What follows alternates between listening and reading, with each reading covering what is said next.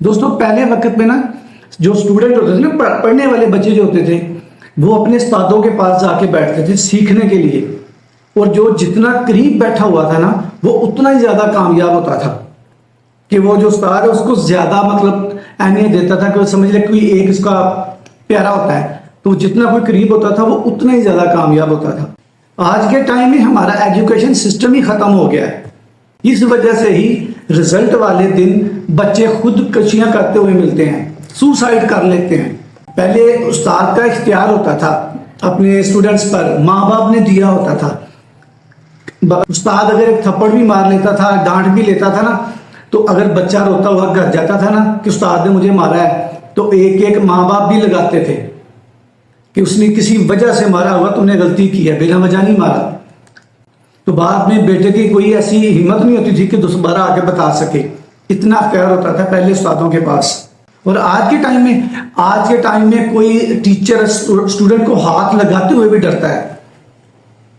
اتنا خوف ہے آگے۔ تو یہ کیا پڑھیں گے بچے آپ کے، جو استادوں کے اندر اتنا خوف بھر دیا گیا کہ بچے کو ہاتھ نہیں لگانا، تو کیا سیکھے گا بچہ؟ علم حاصل کرنے کے لیے نا جانا پڑتا ہے، نکلنا پڑتا ہے، پھر علم حاصل ہوتا ہے۔ گھر میں بیٹھ کے کچھ نہیں ملتا۔ پہلے بچے تھے وہ ٹیوشن میں جا کے پڑھ کے آیا کرتے تھے، اب کیا سسٹم ہے، اب ہر گھر میں ٹیچر پڑھانے آ رہا ہے۔ پہلے جو استاد ہوتے تھے وہ بچوں کا ٹیسٹ لیتے تھے، ٹیسٹ لے رہے ہوتے ہیں۔ وہ کس طرح سے کہ جو ماں باپ ہوتا ہے نا وہ 3 دن 3 ٹیچروں کو بلاتا ہے،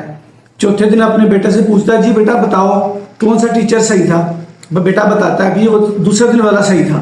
اب امیجن کریں کہ کیسے بچے استاد کا ٹیسٹ لے سکتے ہیں، اور وہ پھر کیا سیکھیں گے، کیا تربیت ہوگی ان کی جو استاد کا ٹیسٹ لے رہے ہیں، جو ان کو زندگی کا مقصد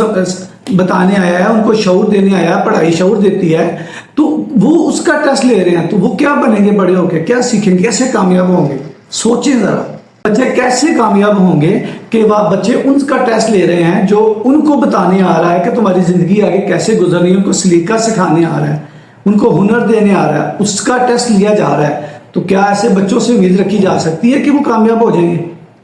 کہاں گئی وہ پرورش جو استادوں کا احترام کرتی تھی؟